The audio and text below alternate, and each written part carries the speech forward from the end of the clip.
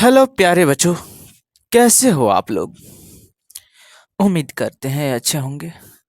चलिए, आज आप क्लास देख रहे हो चौथा, मतलब कि ये पार्ट 4 है। ये चौथा क्लास है संस्कृत का। इसके पहले अगर नहीं देखे होंगे कोई क्लास तो जाके देख लीजिएगा, पार्ट 1, पार्ट 2, पार्ट 3, क्योंकि मैं 3-4 क्लास में ही संस्कृत की सभी व्याकरणों को ख़त्म करने का कोशिश कर रहा हूँ। तो चलिए हम बिना समय गंवाए स्टार्ट करते हैं। अब मैं यहाँ से इसलिए स्टार्ट कर रहा हूँ क्योंकि इसके पहले का क्लास हो चुका है, यहाँ से क्लास ब्रेक हुआ है, तो मैं यहाँ से फिर से शुरू कर दे रहा हूँ। तो हम लिए हैं तत् यानी वह। ये पुल्लिंग के लिए होता है, जैसे वह का जो प्रयोग किया जाता है पुल्लिंग के लिए, तो उसे संस्कृत में तत् कहते हैं। आइए देखते हैं विभक्ति, एक वचन, द्विवचन और बहुवचन के साथ। एक वचन, द्विवचन और बहुवचन के साथ। चलिए, तो सबसे पहले यहाँ पे है प्रथम विभक्ति में एक वचन स, तौ, ये द्विवचन में है, ते बहुवचन में। आपसे ये क्वेश्चन पूछा जाएगा, वह पुल्लिंग शब्द, वह शब्द पुल्लिंग के लिए बहुवचन में, प्रथम विभक्ति बहुवचन में क्या होगा, तो ते होगा। अगर पूछ देगा प्रथम विभक्ति एक वचन में क्या होगा, तो स होगा। वह शब्द पुल्लिंग में चतुर्थी विभक्ति द्विवचन में क्या होगा, तो यहाँ ताभ्याम होगा। चलिए पहले मैं एक बार पढ़ देता हूँ, ठीक है। ऐसे पहले पढ़ देता हूँ। स तौ ते, तम तौ तान, तेन ताभ्याम तय, तस्मै ताभ्याम तेभ्यः, तस्मात् ताभ्याम तेभ्यः, तस्य तयो तेषां, तस्मिन् तयो तेषु।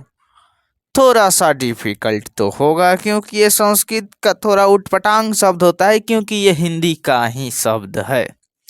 तो मैं आशा करता हूँ कि आप इसको नोट कर ले, क्योंकि थोड़ा ज़्यादा आज क्लास करनी है, इसलिए थोड़ा सा लंबा हो सकती है। आप इसे नोट कर ले, कंप्लीट कर ले। इसके पहले अगर वीडियो नहीं देखे, इसके पहले वाला क्लास ना किया है, तो कृपया जाके कर ले, हमारे चैनल पर मिल जाएगा।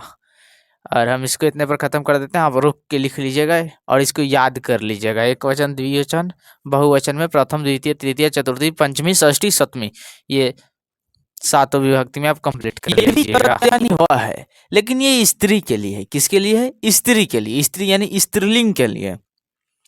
स्त्रीलिंग के लिए हम वह शब्द का प्रयोग कौन सा विभक्ति और कौन सा वचन में कैसे करते हैं, आइए जानते हैं। सबसे पहले मैं ये बता दूं कि इसमें जो डैश का चिन्ह दिख रहे हैं, ये दो डबल कोमा टाइप के, इसका मतलब ये होता है कि जस्ट ऊपर वाला, ये जहां लगा हो, इसका मतलब ये होता है कि ऊपर वाला ही नीचा लिखा जाएगा।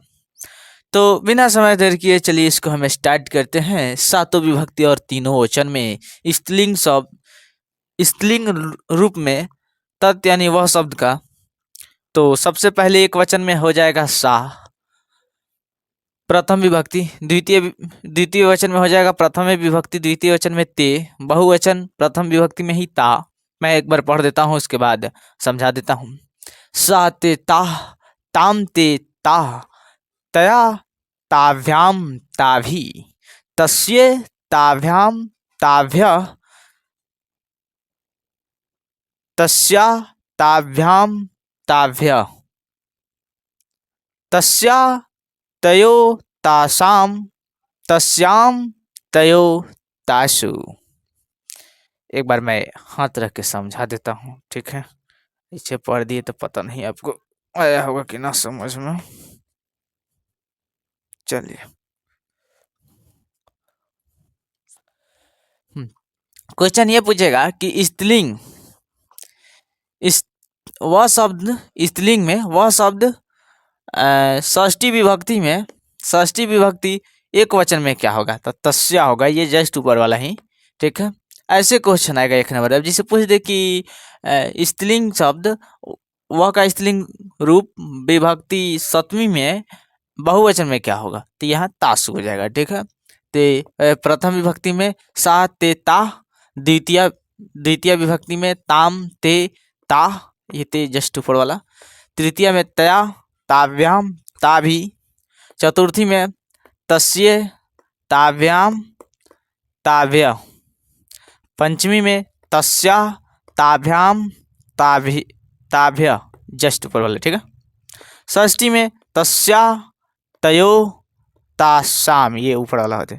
सप्तमी में तस्याम तयो तासु। उम्मीद करते हैं ये समझ में आ गया होगा, और डायरेक्ट ये देख रहे होंगे तो आपको नहीं समझ में आ रहा होगा तो आप प्लीज़ जाइएगा और अदर वीडियो देख लीजिएगा, मैं चेंज करता हूँ। ओके, तो प्यारे बच्चों, ये तीसरा हेडिंग ये है तत् यानी वही शब्द है लेकिन स्त्रीलिंग पुल्लिंग तो हो गया। अब चलते हैं नपुंसकलिंग के लिए, ठीक है। ये भी पुल्लिंग शब्द है लेकिन ये नपुंसकलिंग के लिए है, और पहले मैं पढ़ देता हूँ, हाथ रख के पढ़ेंगे तो ज्यादा समझ में आएगा। तत् ते तानी से मोहि द्वितीय में आ जाएगा, ठीक है। द्वितीय विभक्ति मोहि आ जाएगा, वचन सब में वही है। तत् ते तानी, तृतीय में तेन ताभ्याम तय तस्मै ताभ्याम तेभ्य तस्मात् ताभ्याम तेभ्य तस्य तयो तेषाम तस्मिन् तयो तेषु। ये कुछ जो भी लिखवाया जा रहा है या कंप्लीट कराया जा रहा है या बोला जा रहा है, इसको याद करते चलिएगा, क्योंकि इन्हीं सब में से ऑब्जेक्टिव का क्वेश्चन पूछता है। मैं ये नहीं कहता हूँ कि 5 नंबरिया इसमें से पूछ देता है, ये 5 नंबरिया के लायक नहीं है। इसमें से 1 नंबरिया पूछ देगा कि नपुंसकलिंग में वह शब्द का सप्तमी विभक्ति बहुवचन में क्या होगा, तो तेसु हो जाएगा। ऐसे बहुवचन सप्तमी विभक्ति और पंचमी विभक्ति, चतुर्थी विभक्ति, ये सब पूछने वाली चीज़ है, इसलिए इसी का ज़्यादा चर्चा मैं करता हूँ। और उम्मीद है कि आप ये नोट कर लिए होगे, लिख लिए होगे। वीडियो रोक के आप लिख लीजिएगा, इसका पहले वाला क्लास ना किया होगा तो जरूर कीजिएगा। वीडियो अच्छी लगी हो तो लाइक करें, चैनल को सब्सक्राइब करें, साथ में बेल आइकन को दबाना ना भूले। तो चलिए आते हैं हम अगले पेज। चलिए प्यारे बच्चों, जो अभी आप शब्द देख रहे हैं युष्मत शब्द है। ये शब्द और अस्मत् शब्द, ये शब्द बहुत ज़्यादा चर्चित होते हैं क्योंकि ये ज़्यादातर पूछे जाते हैं, ठीक है। ये युष्मत शब्द अस्मत् शब्द जो है ये ज़्यादा चर्चित होते हैं, ये ज़्यादा पूछे जाते हैं, इसलिए ये मेन चीज़ है, ठीक है। आप ऐसे से देखिएगा, कंप्लीट कीजिएगा। सबसे पहले मैं शुरू करता हूँ सातों विभक्ति और तीनों वचन से। त्वम, फर्स्ट विभक्ति में आप देखिएगा यहाँ पे क्या है, त्वम युषाम इवियम, त्वाम युषाम युष्मान, त्वया युवाभ्याम, थोड़ा सा हीजे करके पढ़िएगा ताकि अच्छे से पढ़ सके। युष्माभि तुभ्यम तुभ्यम, युवाभ्याम, ये मेरा इशारा करने का मतलब है कि ये ऊपर वाला ही नीचे है, ये दोनों जगह पे ये क्या है, ये मिल जाते हैं, ये तीनों एक ही जैसा हो जाते हैं, चाहे इधर भी कुछ मिल जाते हैं। युष्माभ्यम युष्माभ्यम, त्वत् युवाभ्यम युष्मत्, तौ युवो युष्माकम, तवई युयो, ये इशारा देख लीजिएगा, युष्मासु। अब मैं इसको थोड़ा सा फास्ट पढ़ने का कोशिश करता हूँ। त्वम युवाम व्ययम, त्वाम युवाम युष्मान, त्वया युष्माभ्याम युष्माभि, तुभ्यम युवाभ्याम युष्माभ्य, त्वत् युवाभ्याम युष्मत्, तौ लिखे हैं ना, तौ युयो युष्माकम, तवई युयो युष्मासु। अब जैसे याद कर लीजिएगा वैसे आपको फास्ट अपने आप आ जाएगा। तो आइए नीचे देखिए क्या लिखा हुआ है, त्वम युवाम ययम, यहाँ नीचे नीचे नीचे लास्ट में आदि शब्द रूप को युष्मद् शब्द कहते हैं। अब इसकी परिभाषा क्या है तो आपको नीचे लिखा गया है कि इसे क्या कहते हैं, कैसे शब्द को कहते हैं। और आप ये लिख लीजिए और याद कर लीजिएगा, इसमें से पक्का क्वेश्चन पूछता ही पूछता है। ठीक है, ये सब इम्पोर्टेंट है आपके लिए और आपके एग्जाम के लिए। नंबर चाहिए तो कंप्लीट करना पड़ेगा। ओके, नेक्स्ट अगला पेज, नेक्स्ट अगला ये पेज है। और एक बात जानते हैं, मैं पूरा फिट होके आता हूँ पढ़ाने, लेकिन पूरा फिट होके नहीं पढ़ा पाता हूँ, क्योंकि बिहार का सबसे गरीब टीचर मैं हूँ, बहुत गरीब टीचर हूँ।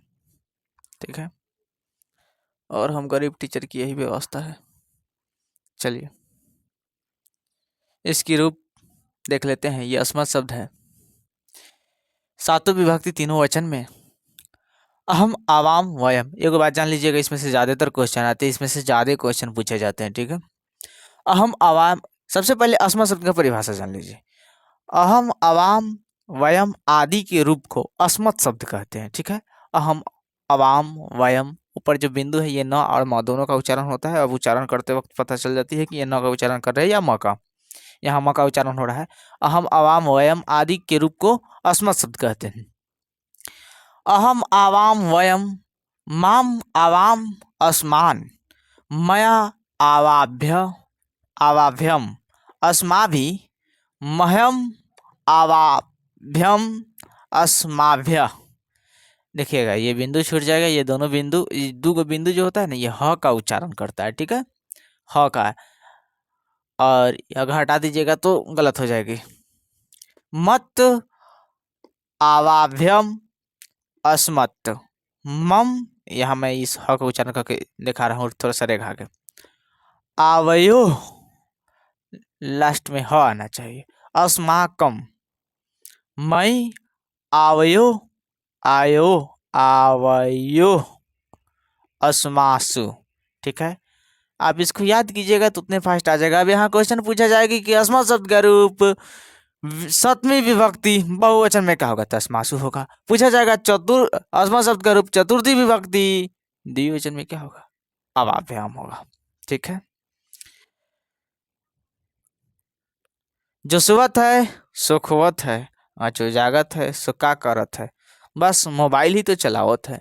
ये बड़ा अच्छा डायलॉग किसी ने बोला था, हम सुने थे। तो अगर आप जागे हैं, जो सुबह सो रहा है वो तो खो ही रहा है। अगर आप जागे हैं तो प्लीज मोबाइल को खुद खरीद के मत चलाइए, पढ़ लीजिए, जीवन बन जाएगी आपकी। प्यारे बच्चों, तो चलिए हम लोग का जो रूप था वो खत्म हुआ। अब आते हैं अव्यय पर। अव्यय क्या है, क्यों है और कैसे है। कुछ अभी नया नवेली लड़कियां को हम देख रहे हैं जो अभी अभी पढ़ाना स्टार्ट की है। न्यू न्यू है, हालांकि वो हाईलाइट होते जा रही है, मुझे उससे कोई दिक्कत नहीं है, लेकिन पढ़ा रही है और भोजपुरी गाना पर नाच रही है, इस बात की बड़ी दुख है। भोजपुरी सॉन्ग ने तो इस शिक्षक जाति का भी नाश करेगा क्या।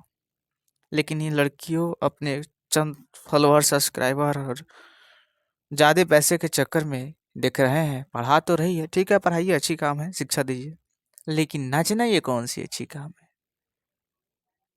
नाचने का अलग एक रहता तो कोई बात नहीं चलता, लेकिन आप यति पर ऑनलाइन पढ़ा रहे हैं, उसी में नाच रहे हैं। डांस करना है तो अलग उसका चैनल बनाइए, अलग वीडियो बनाइए उसका और डांस कीजिए। हाँ, लड़का सब भी, उस लड़की और सबको बड़ा एंजॉय से देख रहा है। मैं क्या करूं, मेरे तो रोना आ रहा है। चलिए अव्यय शब्द को शुरू करते हैं। ऐसे शब्द जिसे लिंग, वचन, पुरुष एवं कारक के द्वारा कोई परिवर्तन ना हो उसे अव्यय कहते हैं। अव्यय पहले कहते किसे हैं, अव्यय ऐसे शब्द जिसे लिंग, वचन, पुरुष एवं कारक के द्वारा कोई परिवर्तन ना हो उसे अव्यय कहते हैं। अव्यय के कुछ शब्द हैं जो हमने बोर्ड पर लिखा है, बाकी हम इसको चेंज कर देंगे। ठीक है, जैसे इस जैसे में अत्र यानी यहाँ, तत्र यानी वहाँ, अतीत यानी बहुत, अकस्मात यानी एकाएक, अचिरेन यानी जल्दी से, तश्चत यानी पीछे, अन्य धू यानी दूसरे दिन, अंतरेन यानी बीच में। आप इसको लिख के याद कर लीजिएगा, कंप्लीट कीजिएगा, क्योंकि हिंदी के कुछ संस्कृत शब्द आपको आ जाएंगे।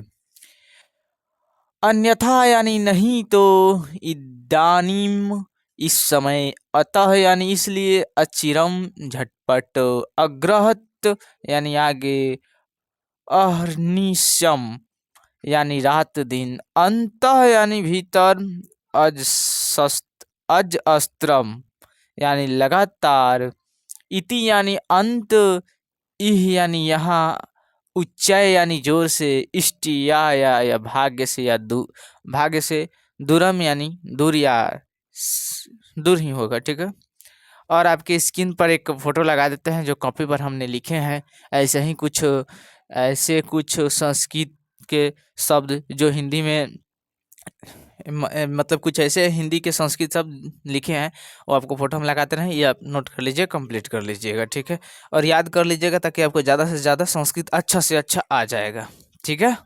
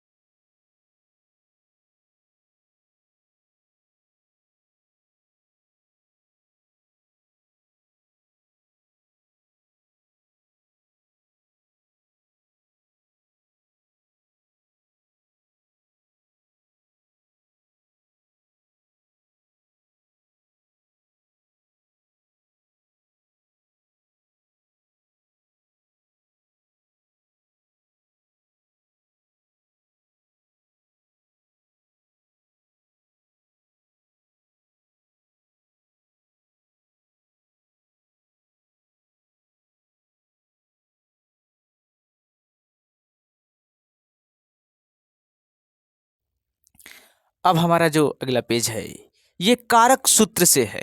किस सूत्र से है? कारक सूत्र से है। कारक में प्रयुक्त, कारक में प्रयुक्त, कारक में प्रयुक्त विभक्ति चिन्ह एवं वचन को स्पष्ट करने के लिए जिस सूत्र का प्रयोग किया जाता है उसे कारक सूत्र कहते हैं, ठीक है। कुछ प्रमुख कारक सूत्र इस प्रकार हैं, जैसे कर्ता कारक। कर्ता कारक स्वतंत्र कर्ता अर्थात कर्ता स्वतंत्र होता है। कर्ता क्या होता है? स्वतंत्र होता है। कर्ता क्या होता है? स्वतंत्र होता है। दिमाग से उड़ गया था, लाइट नहीं जा रहा था, ठीक है। वही देख रहा है तो हमको लगा कि कहीं वीडियो ओपन नहीं हुआ क्या। कर्ता स्वतंत्र होता है। आइए उसकी मुख्य, कर्तरी प्रथमा, कर्ता का ही भाग है। कर्तरी प्रथमा अर्थात कर्ता कारक में प्रथमा विभक्ति प्रयुक्त होती है। जैसे यथा मतलब रामा पढ़ती, श्यामा लिखती, सीता खाद्यति। दूसरा ख, संबोधने प्रथमा अर्थात संबोधन में प्रथमा विभक्ति प्रयुक्त होता है।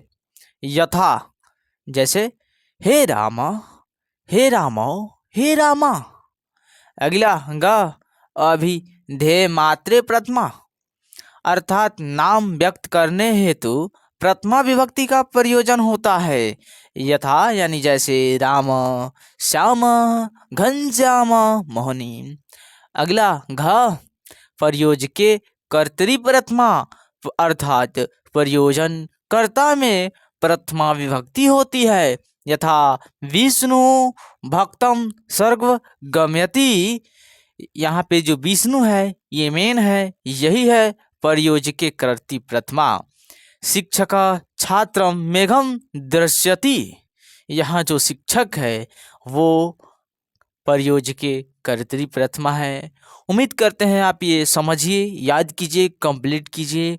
और एक क्लास दो क्लास से नहीं समझ में आएगा, सभी क्लास जब कर लीजिएगा संस्कृत आपको अपने आप समझ में आ जाएगी, ठीक है। ये कोई मैथ की क्लास नहीं है कि आप वृत्त पढ़ रहे हैं, घन घनाभ गोलक छेनक बिलक बेला नूना ये सब पढ़ रहे हैं और खुद का एक टॉपिक है और आया उसमें फार्मूला उर्मूला है, फार्मूला पर क्वेश्चन बनाया, आपको समझ में आ गया। ये एक दूसरे पर आभारी होती है। ये व्याकरण से और संस्कृत अनुवादों से ये चलते हैं। चलिए नेक्स्ट अगला की ओर हम देखते हैं। कर्म कारक। दूसरा कर्म कारक, करनी द्वितीया अर्थात कर्ता के कर्म में द्वितीया विभक्ति लगती है। यथा यानी जैसे अहम जलम पिबामी, या जलम जो है जल, वो करनी द्वितीया है। त्वम आम्रम खादसी, आम्रम क्या है यहाँ, कर्मणि द्वितीया है। क्रिया विशेषणे द्वितीया, सिर्फ यहाँ द्वितीया है, मतलब कि द्वितीया को ही चिन्हित किया जा रहा है। अर्थात क्रिया विशेषण में द्वितीय विभक्ति प्रयुक्त होता है, क्रिया विशेषण में द्वितीय विभक्ति प्रयुक्त होता है। यथा शिवम शीघ्रम गश्ती, यानी शिवम शीघ्र गश्ती, यहाँ शीघ्र जो है ये विशेषणे, क्रिया विशेषणे द्वितीया है। सत्यम भासते, यहाँ सत्यम जो है वह क्रिया विशेषण द्वितीय है। हो क्या क्या है कि ये जो डीसी एसी होता है, एसी वाला लाइट भी एक ही साइड है और ये कैमरा की लाइट भी एक ही साइड है, दोनों एक ही साइड है, इसलिए कोरिया नहार हो गया है। खैर इस बात की अगली बार से ध्यान रखी जाएगी। अभितः परितः सर्वतः योगे द्वितीया, अभितः परितः सर्वतः योगे द्वितीया, अर्थात अभितः परितः एवं सर्वतः के योग में द्वितीय विभक्ति होता है। यथा ग्रामम अयत्ता नदी वहती, पाठशालाम सर्वतः नदी वहती। अगला घ नंबर, कर्तूरी पस्तम कर्म, कर्ता की इच्छा जिस काम को करने में लगे, कर्ता की इच्छा जिस काम को करने में लगे उसमें कर्म कारक अर्थात द्वितीय विभक्ति प्रयुक्त होता है, द्वितीय विभक्ति प्रयुक्त होता है। यथा महेश पुस्तकम पठति, यहाँ जो हो रहा है महेश को पुस्तक यानी किताब पढ़ने में उसको मन लग रहा है, लेकिन मेरा मन लग रहा है रील देखने में। मेरा मन किस में लग रहा है, तो मेरा मन रील देखने में लग रहा है।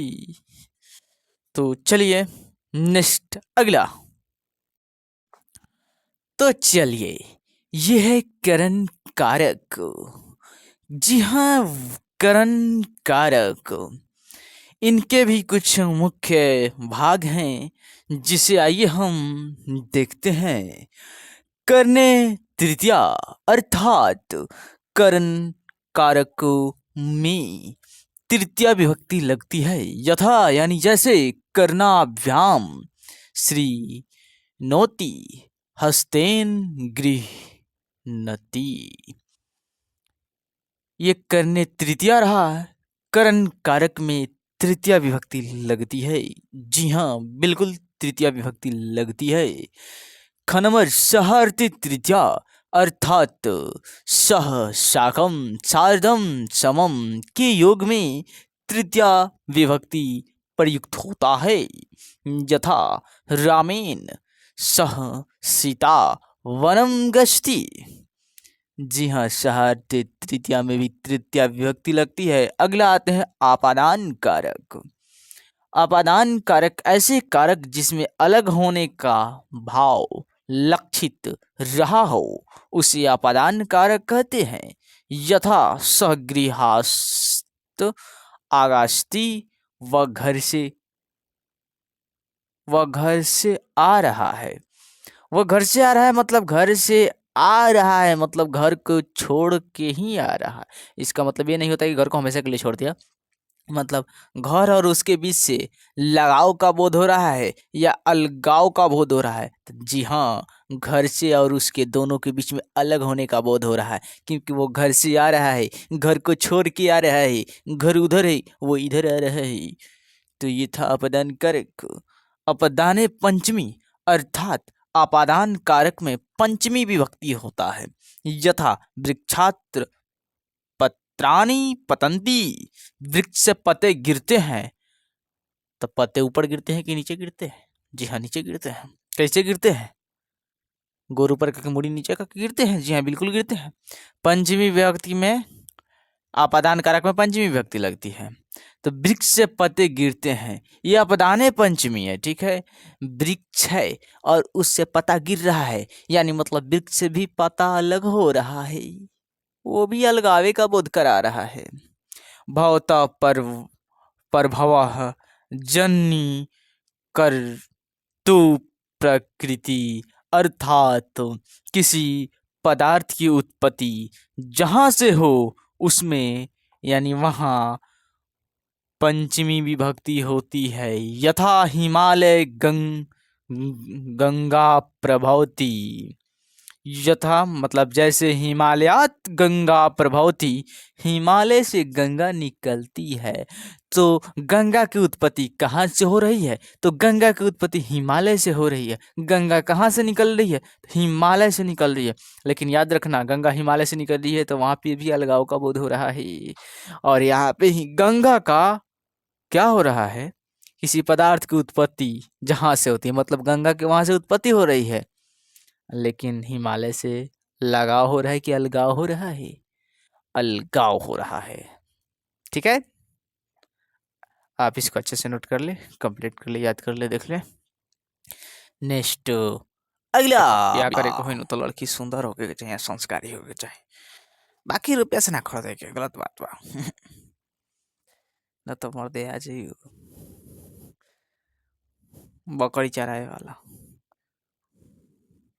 बाकी हमें और कुछ ना बोला। हाँ भाई बताओ तो नहीं। भीतार्था नाम भय हेतु, कथे भीतार्था नाम भय हेतु, अर्थात भी और त्रा धातु के योग में पंचमी विभक्ति होती है। यानी जिस वाक्य में डर था, भय का संयोग बनता हो, उसमें पंचमी विभक्ति होती है। यथा नर सपीत विभेति है तो तृतीया च, अर्थात किसी कार्य में हेतु कारण के अर्थ में तृतीया विभक्ति और पंचमी विभक्ति दोनों का प्रयोग होता है। यथा श्याम दुखत यानी दुखेन रोदती, दोनों हो सकते हैं। अपेक्षार्थे पंचमी, ठंडी लग रही इसलिए मैं हाथ नहीं निकल रहा हूँ, कोई दिक्कत मत मानना। अर्थात जिसमें तुलना में श्रेष्ठा बताया जाए, उसमें पंचमी विभक्ति लगता है। यथा धनात् विदा श्रेष्ठा भवती, धन से विद्या श्रेष्ठ होता है। जी हाँ, पैसा कौड़ी से ज्यादा फायदा ये पढ़ाइया करेगा, मतलब ये सबसे ज्यादा श्रेष्ठ और कीमती होता है, इसलिए मैं इसको बेच रहा हूँ। किसी को चाहिए तो ले लेना लीज पे, फिर बाद में मेरे को दे देना और पैसा एडवांस जमा करा देना। संबंध कारक ऐसे कारक जिसमें किसी व्यक्ति को दूसरे व्यक्ति या वस्तु के संबंध का बोध कराए, उसे संबंध कारक कहते हैं। यथा मम पुस्तकम तम पुत्र नधा जलम। मेरे को लगता है एक पेज और उसके बाद ये कहानी को टाटा बाय बाय बोला जाएगा। मैं इस पर ज़्यादा से ज़्यादा समय नहीं ले रहा हूँ। बाकी आपकी क्या राय है कमेंट में ज़रूर लिखिएगा। कोई भी समस्या हो, कोई भी परेशानी हो, चाहे कोई भी क्वेश्चन पूछना हो, कमेंट में पूरे बात को स्पष्ट लिख दीजिएगा, मैं जरूर जवाब देने का कोशिश करूँगा। जय हिंद। तब का हाल बा भाई लोग, कैसन 12 लोगन, उम्मीद करता नहीं अच्छा होगा लोगन। ये तोहनी के तो लगते हुई ये लास्ट पॉइंट है, और इसके बाद वाला जो वीडियो आएगी वो बहुत इंपॉर्टेंट होगी, क्योंकि वो अनुवाद से रिलेटेड होगा। इसके बाद जो वीडियो डाली जाएगी उसमें सिर्फ अनुवाद, यानी संस्कृत की अनुवाद होगा। हमारा एगो चरंगा मछली लोकल बा, हम जानते चौवन में पढ़ा होता नहीं, चरंगा मछली मर्द जिंदा बा। अब तो नहीं कि विश्वास ना कर बोलो। रुका मर्दे हम ले होता नहीं हमार तनी से तारवा छोट पड़त हिला तक आ दो। अच्छा अच्छा अच्छा कोनो बात ना हम मैनेज कर ले होता नहीं 1 मिनट।